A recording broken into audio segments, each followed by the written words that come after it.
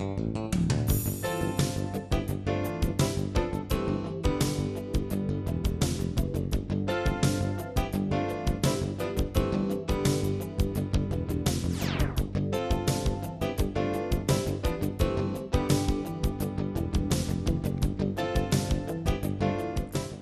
I'm Minnie Scipio. Welcome to County Courier. Today we're going to learn more about an innovative youth development program, Alternatives Incorporated. And joining me is their Executive Director, Katherine Johnson. Welcome to County Courier, Kathy. Thank you very much, Minnie. It's a pleasure to be here. Can you explain to me exactly what Alternatives Incorporated is? That's a good question. Alternatives is a community-based nonprofit. We were founded in 1973, so we've actually been around pretty good while. And we were founded in first Newport News, and then our organization spread to Hampton and began doing a lot of programs and services in Hampton, Virginia. And then recently, I'd say within the last 5 or 6 years, we've done more work also in York County and Poquoson. Great, great. What ages do you serve? We serve a wide range of the population. So we have programs that we work with children that are 3 years old. And then we also work in elementary schools, we work in middle schools and high schools. We do community-based programming in the after schools. And we also have a huge AmeriCorps program, and our AmeriCorps program recruits college-age students. So we recruit from Christopher Newport University as well as Thomas Nelson and Hampton University. Now, do you get referrals from agencies or individuals? Not as much referrals. As a youth development organization, we chose a long time ago, probably about 10 or 11 years ago, that we weren't going to be a center-based organization. So there's no building that young people come to that's alternatives. We work in partnership with schools, with other youth-serving organizations like the YMCA, or Boys and Girls Clubs, or private after-school programs like Newport News Parks and Recreation or Hampton school-age programs. And in those, our staff go into those programs, and then we provide services to the children who are already enrolled in those programs. Then we also, like in York County, we work with the school division or with churches or with Department of Social Services or York County governmental services, and we recruit young people then, but that recruitment is not necessarily based on their need or if they have any kind of a problem. It's more based on their desire to be a leader or their desire to be involved. And so it's really open to all young people. Okay. Explain exactly what youth development is. Well, youth development really looks at the idea of developmental outcomes for young people. And I can best talk about that in painting a broader picture. So in our country, if you think about a lot of programs that are funded for young people, look at prevention outcomes. And prevention outcomes, I'm sure you have heard that there are programs for young people that would be, say, about tobacco prevention, and so young people don't smoke, or about drug prevention so that they don't get involved with drugs and alcohol, or about gang prevention so they're not involved in gang activity. Obesity prevention is another big one. So those are all prevention programs that look at prevention outcomes. Then you also have achievement outcomes. And schools are very interested in achievement outcomes, but then you'll also hear things like dropout prevention or about making sure that young people and children read at third grade level. You know, they're reading on grade level at third grade. Or even for preschool, there's a school readiness initiative. And those are all looked at achievement outcomes. You want young people that are able to read and to write and to make good grades and to graduate from high school on time and be ready to go to college or enlist in the military. Our work is about developmental outcomes. And we believe that there's a big missing link now because we have so much emphasis on achievement and prevention that what we're finding is that the developmental outcomes, which back in the day the parents or the family may be able to help a young child develop, that we're missing that. So developmental outcomes are about helping a child or a young person identify a sense of identity. Who are they? What are their strengths? What are their gifts? What are their passions in life? What do they really want to do in the world? As well as a sense of ability. And so what are their unique talents? What are they most prone to like or not like or be good at or excel at? And that requires a lot of exploring. That requires a lot of, diversity, of being involved in a variety of activities, whether that's through scouting or through other things. So developmental outcomes are about identity and ability. And our work at Alternatives even more further defines developmental outcomes to look at their social, their emotional, and their civic outcomes. How involved are the parents in the programs that you work The with? parents are involved in varying degrees. Sometimes if we're partnering with an early childhood center and we're doing work with preschool children, we might also be doing parent training at the same time. So if it's parents that come and bring their 3 or 4-year-old children to a program that Alternatives is working to do, then the children may work with a staff person and learn life skills or learn how to problem solve or calm down or make friends or identify their feelings. And at the same time, the parents may be in a separate part and they may be learning the very same kinds of things about how to work with their children to do that. Older kids that say are in high school, their parents may be involved more peripherally because at that age, high school students are necessarily more pulling away from their parents to establish their own sense of independence and kind of go their own way. So we stay in touch with the parents to help the parents know what their child is doing, but their parent may not be actually in the program with them. Right, okay.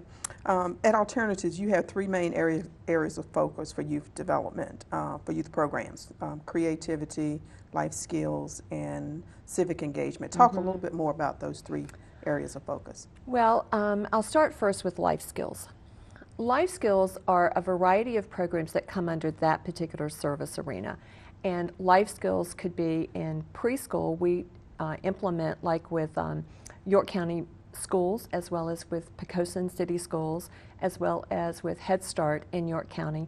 We work with early childhood centers and we train the teachers in how to deliver a curriculum called Owls Pals, Kids Making Healthy Choices. And that's a 48-lesson curriculum. And we work with the teachers to implement that in those child care centers or early childhood classes. And those 48 lessons help the young children to identify their feelings, to manage conflict, to problem solve, to calm down, to make healthy choices, to really know the difference between what's healthy to taste or touch or smell that's appropriate for that age group. Then in life skills in middle school, we may also work with school divisions, not in York County, but in Hampton and Newport News, to help children in after-school settings to learn, again, that same idea. How do you identify what you're good at? How do you identify the multiple intelligences? We use a lot of that because there's research that says that we all have a variety of 9 different intelligences. Typically in schools, we concentrate on math or verbal intelligence or nature intelligence, but there's also intelligence around spatial intelligence or visual intelligence or musical intelligence or kinesthetic intelligence. So we help in the middle school grades, we help young people to learn what are my intelligences. And then in high school, we have a program called Relate that we have young people that helped us develop. And Relate stands for Relationship Education, Leading Adolescents Towards Empowerment. And the whole focus of that curriculum is to help high school students understand how do they form healthy relationships between girls and boys, because they're in the process of learning how to date and exploring what that means.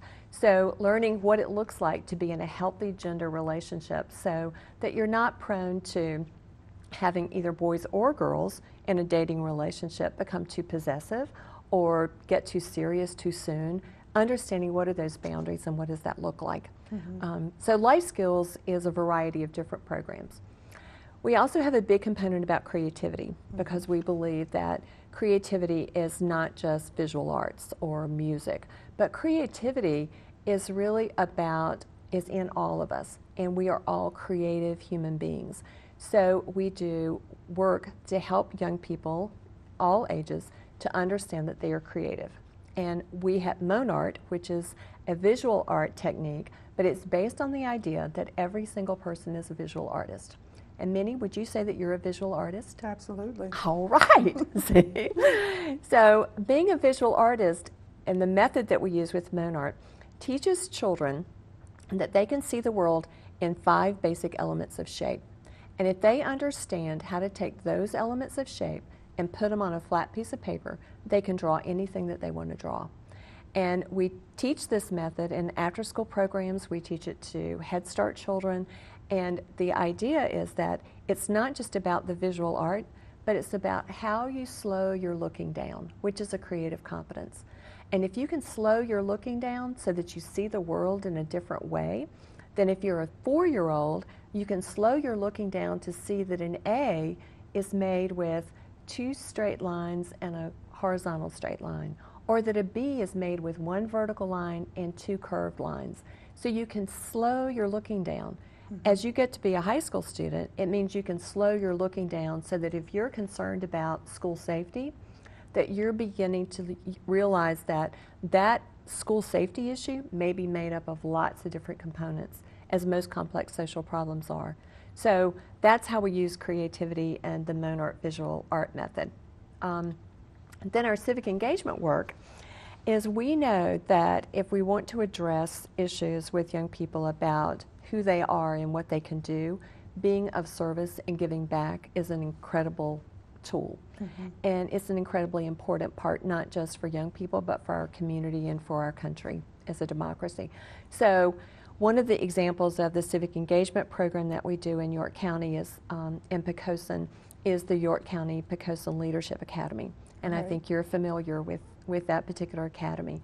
And last year we engaged 20 middle school students, and they went through a 10-week process in the Leadership Academy where they gained leadership skills and learned leadership skills like communication and about consensus building and about project planning and about assessment.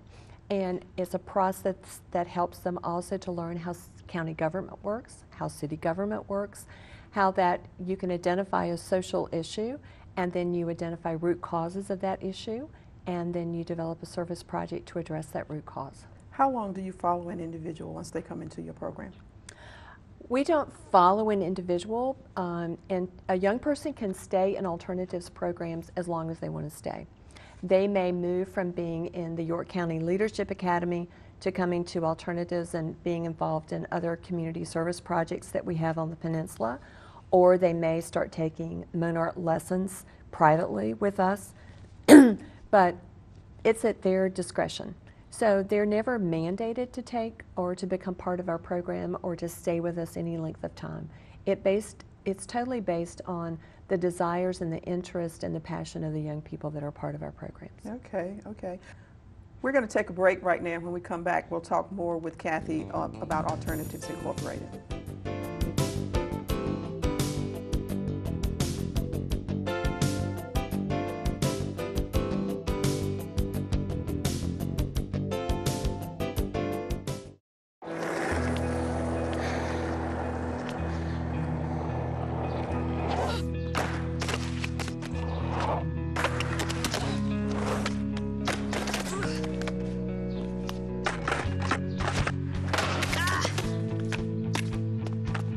Learning how to kickflip 6 stairs takes determination. So will getting into college. I've got what it takes. So do you. 2 outs with a runner on first base. Now the big guy comes up to bat, hitting .342 with 92 RBIs and 36 homers. First pitch is out to the guy.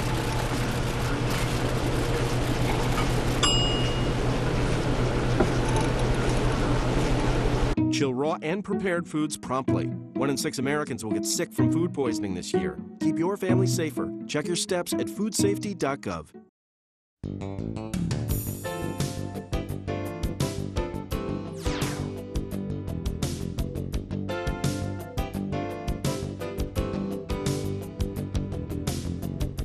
Welcome back to County Courier. I'm talking with Kathy Johnson, who is the Executive Director for Alternatives Incorporated. Kathy, what areas do you serve?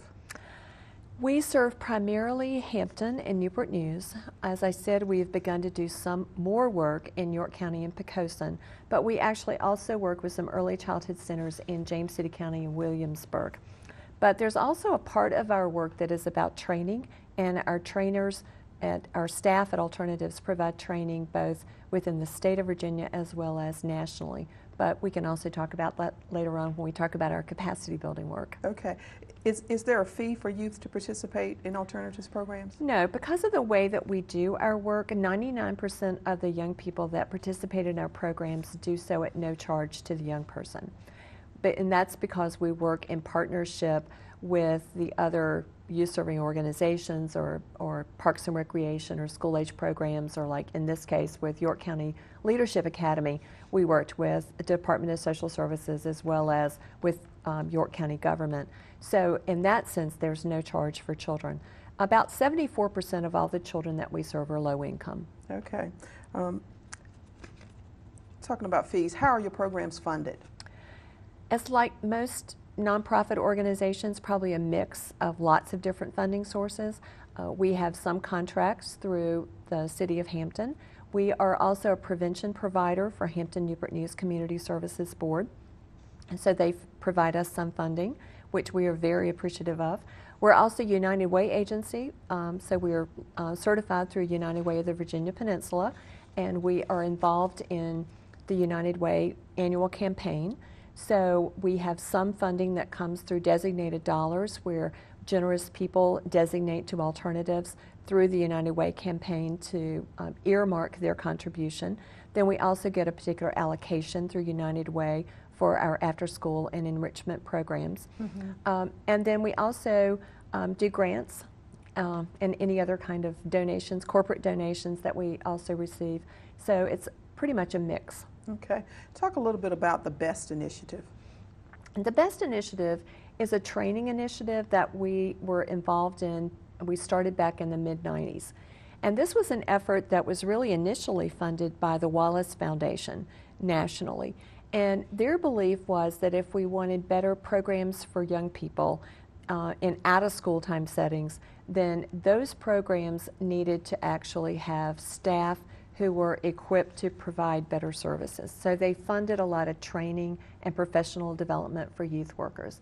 And Alternatives became one of the national sites for this initiative.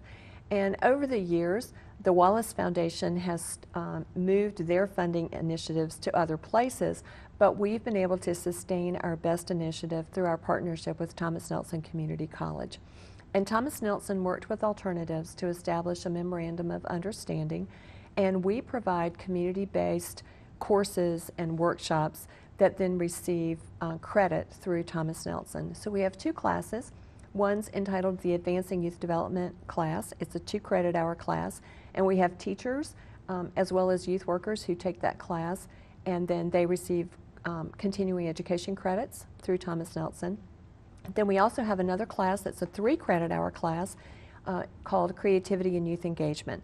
And this particular class teaches teachers the creative competencies for how to continue to be creative and innovative in their classroom. Mm-hmm. And we also have youth workers who take that as well. And again, they receive course credit through Thomas Nelson for participating in that class. Now, do these courses go on throughout the year, or are they offered just once a year? Or? The Creativity and Youth Engagement class we offer about 6 times a year. We have a class that begins in August as well as one that begins in October, and then we'll offer a series of classes again in January, February, and then again in March, April, and then again in June when teachers are out of school. Now, how do individuals find out about these courses? They can contact, or they can go to our website, which is www.altinc.org, or they can email me or call our office at 838-2330, and we can give them the schedule of those classes. Okay. Do you conduct fundraising activities? We don't have like an annual breakfast or anything like that a lot of nonprofits have. We don't do golf tournaments, and we don't have races and that kind of thing. We do participate, as I said, in the United Way annual campaign, and we have designated dollars that happen through that. We also do an annual mail campaign, and we also have an annual donor reception where we thank our donors and our corporate partners for their contributions to our agency. Okay, well, that's about all the questions that I have. Do you have any final thoughts or anything about? Other than thank you very much, Minnie, for the opportunity to share with the people that live in York County and Poquoson about the work that we do. We're very proud of the work that we do, and We've been nationally recognized as well as state recognized for the outcomes and the innovation that we have, and we're committed to the lives of children and young people. So thank you for the opportunity. You're welcome. Well, thank you for all the work that you and your staff do to encourage and motivate the youth in our area. I'm Minnie Scipio. That's our show for today. Thank you for watching County Courier.